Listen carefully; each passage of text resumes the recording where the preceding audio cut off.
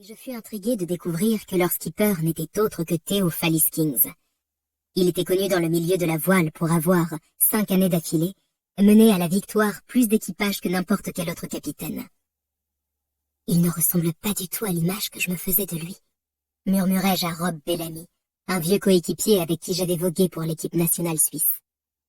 On dirait un intello avec ses lunettes en corne, et puis il a une démarche hyper bizarre, ajoutai-je, tandis que je le regardais se lever pour aller rejoindre une autre table.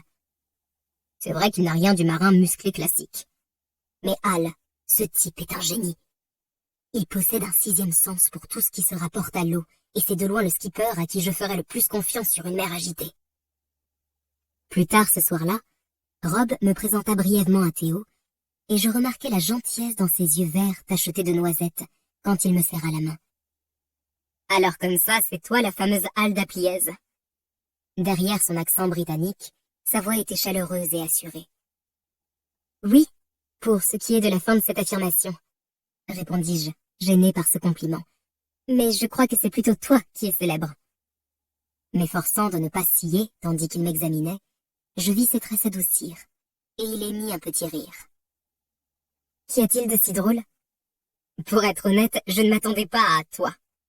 Comment ça, à moi? L'attention de Theo fut alors détournée par un photographe qui souhaitait prendre une photo de l'équipage, et je ne sus jamais ce qu'il entendait par là. À partir de là, je commençai à le remarquer à plusieurs événements organisés autour des régates auxquelles nous participions. Malgré son attitude en apparence réservée, il dégageait une sorte d'éclat qui, couplé à son rire doux et facile, semblait attirer les gens auprès de lui.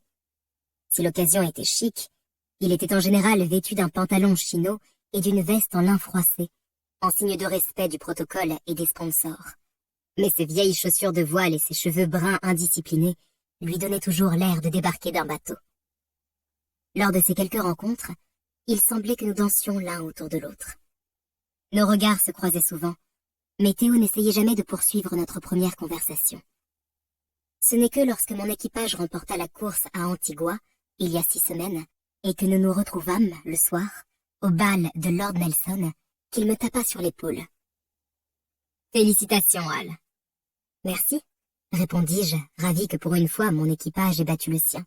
« J'entends beaucoup de choses positives sur toi cette saison, Hal. Ça te dirait de rejoindre mon équipe pour la régate des Cyclades en juin? » On m'avait déjà proposé une place sur un autre voilier, mais je n'avais pas encore donné ma réponse. Théo perçut mon hésitation. « Tu es déjà prise? » Provisoirement, oui. Bon, voici ma carte. Réfléchis, et dis-moi d'ici à la fin de la semaine. J'aurai vraiment besoin de quelqu'un comme toi à bord. Merci. Je repoussai mes doutes. Qui était assez stupide pour laisser filer une occasion de faire équipe avec l'homme qu'on appelait alors le roi des mers? Au fait, le rappelai-je alors qu'il s'éloignait déjà, la dernière fois que nous avons parlé, pourquoi as-tu dit que tu ne t'attendais pas à moi? Il s'arrêta, me jaugeant des pieds à la tête. Je ne t'avais encore jamais rencontré. J'avais seulement entendu des fragments de conversation sur tes talents pour la voile, c'est tout. Et comme je l'ai dit l'autre fois, tu n'es pas ce à quoi je m'attendais. Bonne nuit, Hal. Je ressassai notre conversation sur le chemin qui me ramenait à ma chambre, dans une petite auberge près du port de St. John, me laissant submerger par l'air nocturne et me demandant pourquoi Theo me fascinait tant. Les réverbères baignaient les joyeuses façades multicolores des maisons d'une lueur chaleureuse, et le ronronnement paresseux des clients des bars et des cafés au loin dérivait jusqu'à moi. Je n'y prêtais guère attention, toute heureuse que j'étais de notre victoire et de la proposition de Theo Faliskins. Dès que je regagnai ma chambre, je me précipitai vers mon ordinateur pour accepter son offre.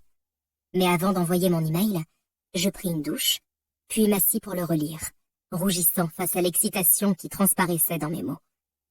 Je décidai de l'enregistrer dans mes brouillons et d'attendre 1 ou 2 jours. Puis je m'allongeai sur mon lit, étirant mes bras pour soulager les tensions et les douleurs de la course. « Eh bien, Hal, me marmonnai-je à moi-même en souriant, voilà une régate qui promet. » J'envoyai mon email comme prévu, et Theo me contacta immédiatement, me disant à quel point il était content que je puisse rejoindre son équipage. Puis, il y a 2 semaines, Je me surpris à être étrangement nerveuse au moment de mon...